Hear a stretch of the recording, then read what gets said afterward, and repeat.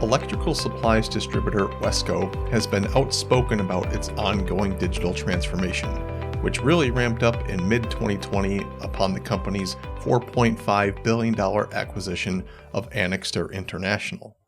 That transaction essentially doubled the size of Wesco and made for a large integration project over the next several years. Akash Khurana, the company's Executive Vice President, Chief Information Officer, and Chief Digital Officer, has spearheaded that integration and digital transformation. He joined us for this latest episode of the MDM podcast, which focuses on the different components of Wesco's digital journey and the investments the company has made to drive it forward. I'm Mike Hockett, our executive editor. This topic is a key pillar of MDM's upcoming Shift conference, which is set for September 11th through the 13th in downtown Denver.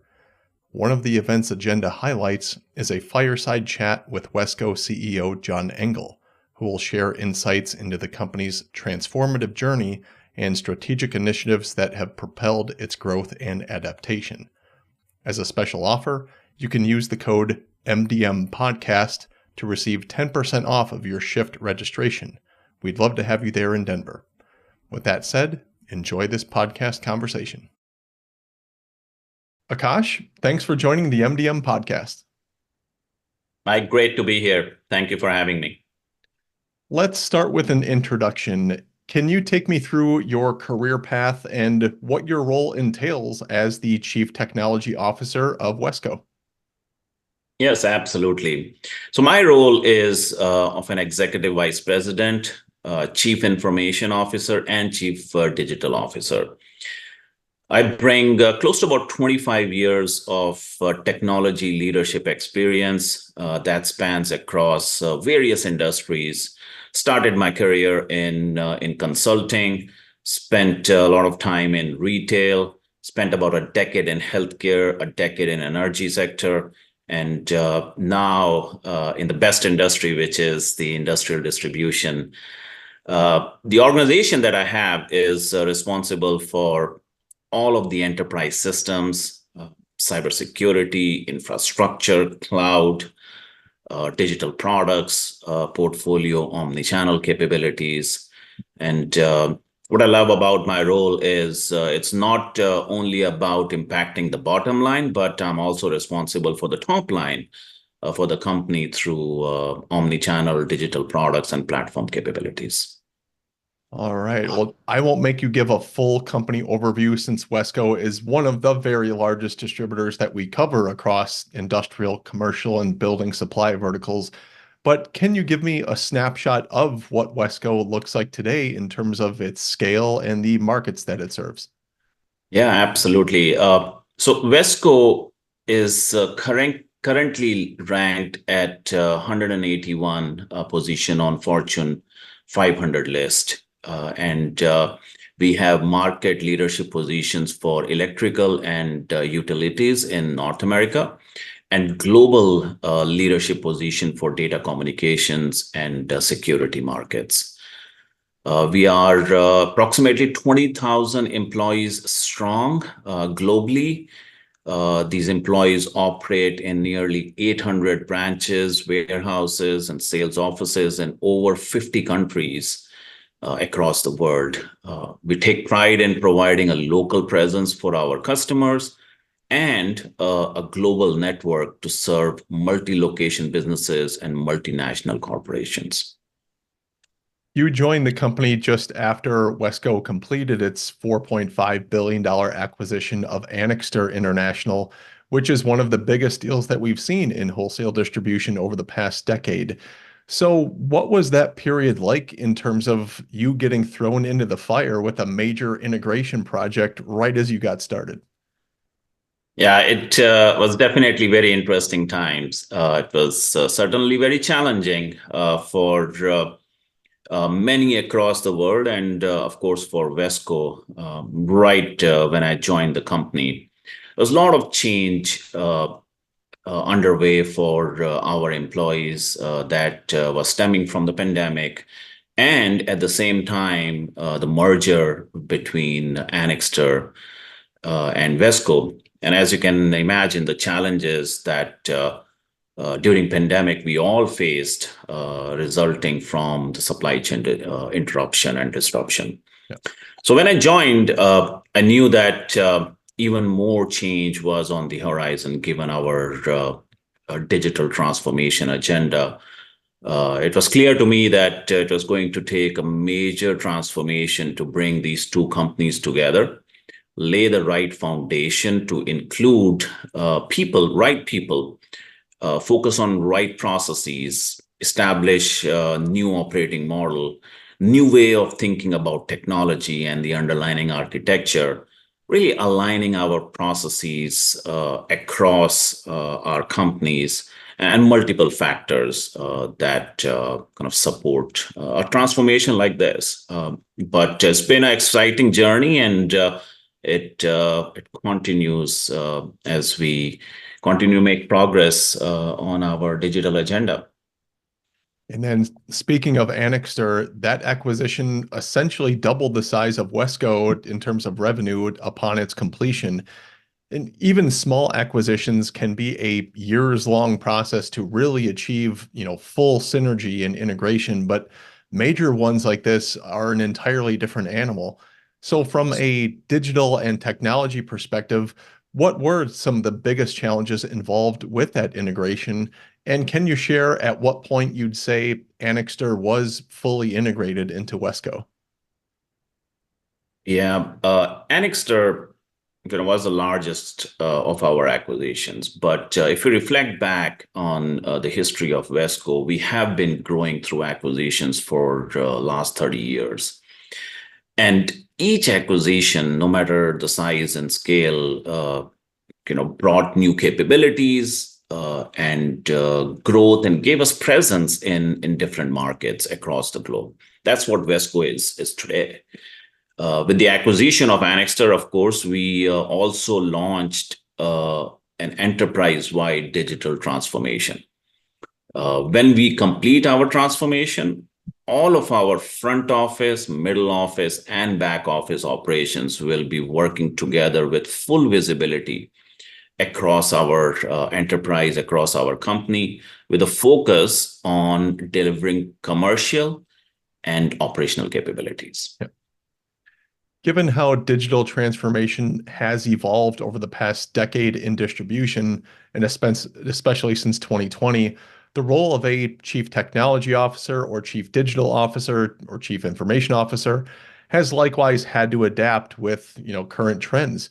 You joined Wesco in the fall of 2020, right in the middle of COVID, which, like you said, had to be both a very interesting and very hectic time to be leading digital efforts for a major distributor. How would you say that your role has evolved in your about 4 years with the organization? Yeah, when I started with Wesco back in 2020, the first big focus was to reduce our obsolescence and improve our cybersecurity posture. Our work is not done in those areas, but we have made significant progress, and we are now an industry leader when it comes to cybersecurity. We're continuing to mature our environment, and we are always evolving to stay a step ahead of ever-changing threats in this area. I think one of the biggest ways my role has evolved has been moving from being reactive to a proactive mindset. My team and I have a bold agenda for next 3 to 5 years, and we are working hard to keep the teams energized. We're laser focused on our digital transformation and the supporting business to achieve their goals. It's been great to see how transparent the company has been with communicating what it's doing on the digital transformation front in its presentations and its press releases. It's really been cool to see just a company that's willing to talk about, here's what we're doing in digital transformation. And then on that note, we know that every distributor, regardless of its size, its demographic, or the market it serves, is at a different stage of a digital transformation, no matter how intentional they are being about it. And we also know, like you said, that this transformation is never truly ever done. Wesco has acknowledged this digital transformation in different presentations and news items over the last several years, and its 2023 annual report mentions digitize and transform our B2B business as one of the company's 3 enterprise strategies. So, without sharing any secrets, can you take me through Wesco's digital transformation as far as what it looks like and the key pieces involved? Yeah, absolutely. So the way we think about our digital transformation, it's not about technology. It's about business transformation that is propelled and enabled by technology. We are using a best of breed approach so we can act with speed and flexibility. That's the core component of our agenda. And we are not tied to a particular product, a particular solution, or a particular vendor. We also have created in-house capabilities. One example would be a unified sales desk. That is a sales dashboard that gives our team one place for everything they need to do, from pricing to inventory to cross-sell and much more. It also provides them product recommendations. This is something that we continue to use today as we speak. Part of our digital transformation, data is a key part of our strategy. It's a foundational aspect of our entire footprint. The foundation of transformation is complete. As we speak, we are progressing well on the overall design and build, and we're looking forward to transition into deploy and scale. That will be over the next couple of years. Very cool. Well, seemingly every discussion on digital and technology in distribution involves AI at some point, and we at MDM are always curious to hear what different distributors are doing with AI. So, can you share anything about how Wesco is putting AI to use to improve either its internal operations or customer-facing operations as part of this digital transformation? Absolutely. I mean, we have a very strong pipeline of Gen AI capabilities that will further advance our overall transformation agenda.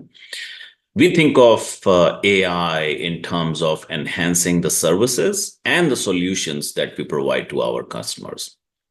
We are also seeing AI play a significant role in our internal operations and making them much more efficient and elevating our employee base to help them eliminate mundane tasks and really focus on what moves the needle, essentially what drives the value. We are leveraging AI to drive actionable insights from the data we collect, and also in each and every transaction that we have with our supplier partners, we believe AI has potential to greatly improve the quality of our customer and supplier solutions. And while AI might be the most exciting development in the industry right now, it also comes with a lot of concerns. And from my perspective, it seems that we're in the Wild West phase of AI adoption and implementation without really any guardrails in place, as a lot of distributors are trying different things right now and still figuring out their AI strategy. So this brings in concerns over AI's ethical use, privacy, and certainly cybersecurity. What are your thoughts on the risks involved with AI in this industry? Yeah, I start off by saying, we got to make sure that the teams are committed to have right controls in place as they look to explore the promise of AI. Also, in my perspective, AI is not just the most recent trend. It is here to stay. It is the most transformational technology of our era. With AI, you must think about long-term impact. Make sure that you have right people with the right skills, right processes, as well as the right technology stack in place to ensure that you're getting the biggest bang for the buck and the most benefits from your AI investments. It also includes ensuring that you have right governance and controls, and ensuring that you have mechanisms to receive real-time inputs from your internal as well as external stakeholders. A lot of companies are figuring that out right now. And yeah, we'll see where the industry is at a year from now. But even just when you look at where it was a year ago, there's certainly been a lot of progress made in terms of getting some of those guardrails in place. So we'll definitely keep watching that. Yeah, Gen AI really changed the game for many industries, and we are no different. Industrial distribution is right in the midst of exploring what Gen AI means, but ensuring that right guardrails, right controls, data security, right governance is in place before we go all in on leveraging Gen AI and deploy that across our entire data footprint. It's really important to make sure that those fundamentals are in place. Yep. Once that is in place, the potential of building capabilities and driving value and benefits for the entire ecosystem is massive. Well, switching gears, in early June, Wesco shared that it had acquired Entro CIM, which is an innovator in data center and building intelligence software.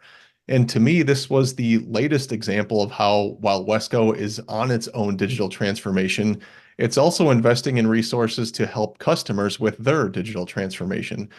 Can you touch on Wesco's role as a digital servicer alongside its known role as an electrical supplies provider and solutions provider? Yeah, we are really excited about what EntroSim brings to our overall technology footprint. We are looking to help our customers meet their challenges and really leverage our commercial digital platform, which delivers a meaningful return on investment for ourselves as well as for our customers. Yeah. Our commercial digital platform is being built with flexibility, scalability, and security in mind.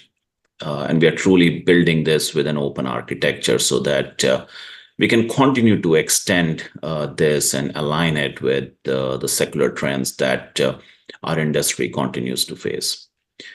Our smart solutions that we are building deliver meaningful return return on investment that helps our customers meet the challenges of today and into the future. Our most recent acquisition, as we talked about EntroSim, really fits well with our Wesco digital platform that allows us to create new offerings based on the customer needs almost on a real-time basis. That's the key. Very cool. Then on another topic, product standardization has long been an area of potential conflict or friction between some distributors and manufacturers, especially in the US. And everything I've heard on this topic tends to say that Europe is far ahead of North America, or at least the US, on this topic in terms of standardization across electrical products, whereas in the US, it seems a little more, it can be more manufacturer driven, where different manufacturers use different codes for essentially the same product. So I'm just curious to get your thoughts on the state of product information management in electrical supply. And does it look like it's getting better, or is there still a long ways to go in terms of standardization and information management?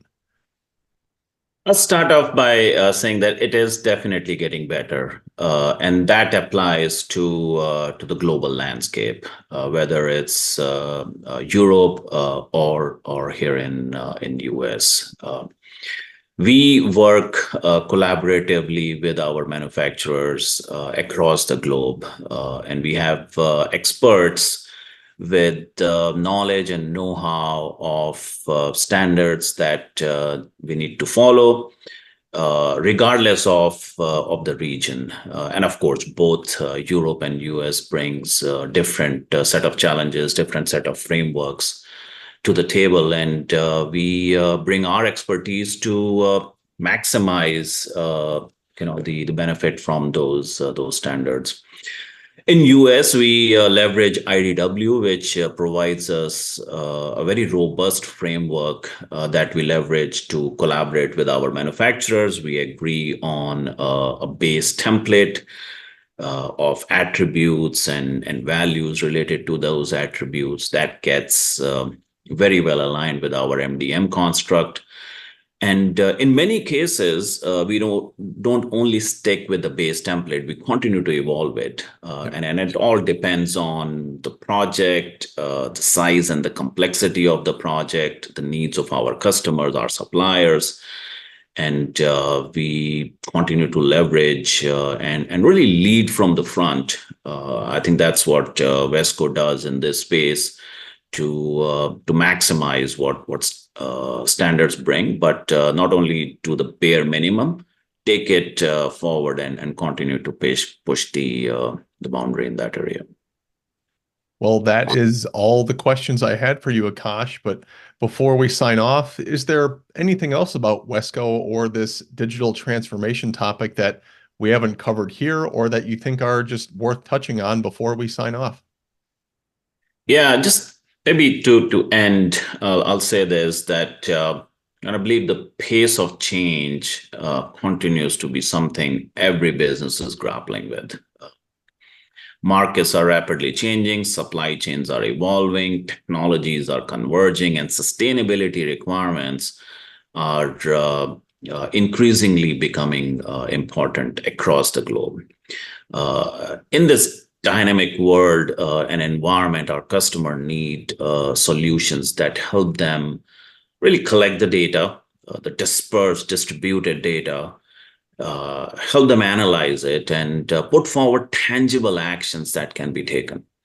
And I believe that through our transformation and the journey that we are on, we are working to meet those needs as well as making it faster and easier for our teams to innovate and deliver advanced supply chain solutions for our broader ecosystem.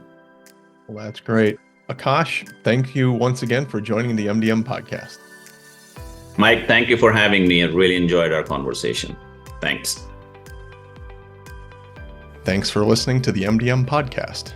Like what you just heard? Subscribe to hear more or leave a review wherever you listen to podcasts or see them all at mdm.com/podcasts. And be sure to check out mdm.com/shift2024 to find registration and the agenda for our marquee conference set for September 11th through the 13th in downtown Denver, Colorado.